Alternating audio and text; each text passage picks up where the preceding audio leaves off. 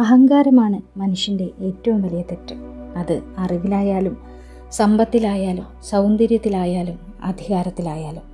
എളിമ തന്നെയാണ് ഒരു മനുഷ്യൻ്റെ ഏറ്റവും വലിയ നന്മ. കൈവിട്ട് കളഞ്ഞത് എന്തെങ്കിലും തിരിച്ചു വേണമെന്ന് തോന്നിയാൽ ഒരിക്കലും തിരിച്ചു കിട്ടില്ല.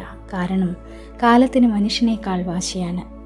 മുനയൊടിഞ്ഞ് തേഞ്ഞു തീരുമ്പോഴാവും മനസ്സിലാവുക, ചിലരുടെ ജീവിതങ്ങൾക്ക് നിറം പകരാനുള്ള വെറും കളർ പെൻസിലുകളായിരുന്നു നമ്മളെന്ന്. ആരും നമുക്ക് സ്വന്തമല്ല. മറ്റൊരാൾ വന്നാൽ മാറിക്കൊടുക്കേണ്ട ബന്ധമേയുള്ളൂ പലരുടെയും ജീവിതത്തിൽ നമുക്ക്. ഒന്നുകിൽ പട്ടം പോലെ ഉയർന്നു പറക്കുക, അല്ലെങ്കിൽ തുലാസ് പോലെ താഴ്ന്നു കൊടുക്കുക. രണ്ടും ജീവിതത്തിന് മൂല്യം നൽകും. സ്വന്തം താല്പര്യങ്ങൾക്ക് മുൻതൂക്കം കൊടുക്കുന്നവർക്ക് ഒരിക്കലും മറ്റുള്ളവരെ സ്നേഹിക്കാൻ കഴിയില്ല. നല്ലത് ചെയ്യുക, നല്ലതിനു വേണ്ടി പ്രവർത്തിക്കുക, മറ്റുള്ളവർക്ക് നന്മ ചെയ്യുക.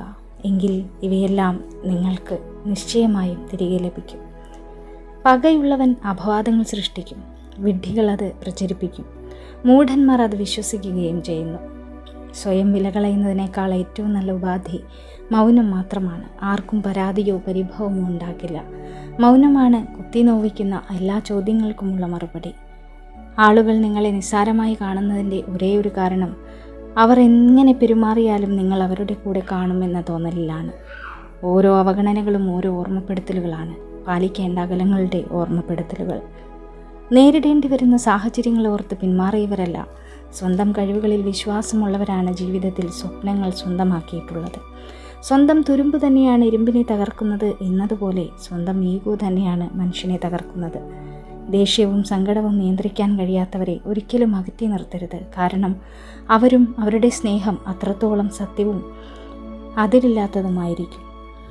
ആവശ്യത്തിലധികം ആരുടെയും ജീവിതത്തിൽ അവകാശമോ അധികാരമോ കാണിക്കാതിരിക്കുക. സ്വയം വേദനിക്കാതിരിക്കാനും നാണം കെടാതിരിക്കാനും ഏറ്റവും നല്ലത് അതുതന്നെയാണ്.